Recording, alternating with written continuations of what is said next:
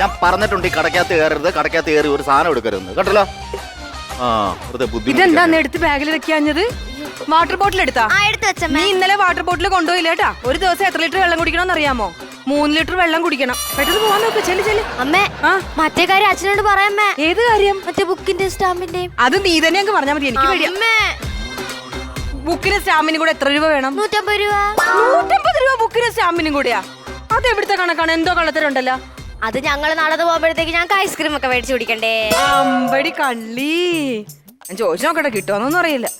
ചേട്ടാ, പിള്ളേർക്കേ സ്കൂളിലത്തേക്ക് എന്തോ ആവശ്യമുണ്ട്.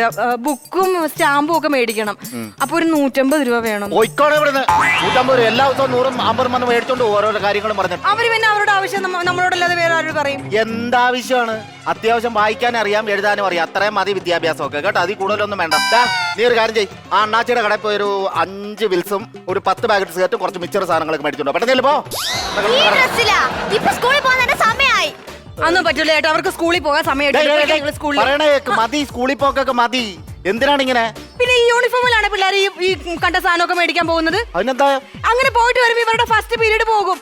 അയ്യോ, ഫസ്റ്റ് പീരീഡ് എടി, അതൊക്കെ ഞങ്ങളുടെ കാലത്തുള്ള സ്കൂളിൽ പോക്ക്. സ്കൂളിൽ പോകണമെന്നും പറഞ്ഞ് നേരെ വീട്ടിൽ നിന്ന് ഇറങ്ങും, നേരെ ഏതായാലും പറമ്പിൽ പോകും, തെങ്ങിന്റെ ചോട്ടിൽ കൊണ്ട് ബാഗ് വെക്കും, എന്നിട്ട് കരിക്ക് വളർത്തി ഈ മാങ്ങയും പറിച്ച് കോലിയും കളിച്ച് ഞങ്ങൾ അടിച്ച് പൊളിച്ച്. അതുകൊണ്ടാണ് ഇപ്പൊ ഇവിടെ ഇരുന്ന് ഇങ്ങനെ അനുഭവിക്കേണ്ടി വരുന്നത്. അയ്യോ, ഞാനൊന്നും എന്തോ പറഞ്ഞു? നീ എന്നെ കളിയാക്കി എന്തോ പറഞ്ഞു. നിങ്ങൾ പഠിക്കാൻ വിട്ടപ്പോ പഠിക്കാൻ പോയില്ല, ഗോളിയും കളിച്ച് നടന്നു. അതുകൊണ്ടാണ് ഇപ്പൊ ഇവിടെ ഇങ്ങനെ ഇരിക്കേണ്ടി വന്നത്. അതാ ഞാൻ പറഞ്ഞത്. അതെന്ത് വർത്താനോടി എടി, ഞാൻ ഇവിടെ ഇരിക്കണോണ്ടല്ലേ 4 സെന്റ് വസ്തുവും ഒരു വീട് നിനക്ക് കിട്ടിയത്. എന്ത് കണക്ക്? ഒരു കണക്കുമില്ല. കടയിൽ പോയിട്ട് വിടാ.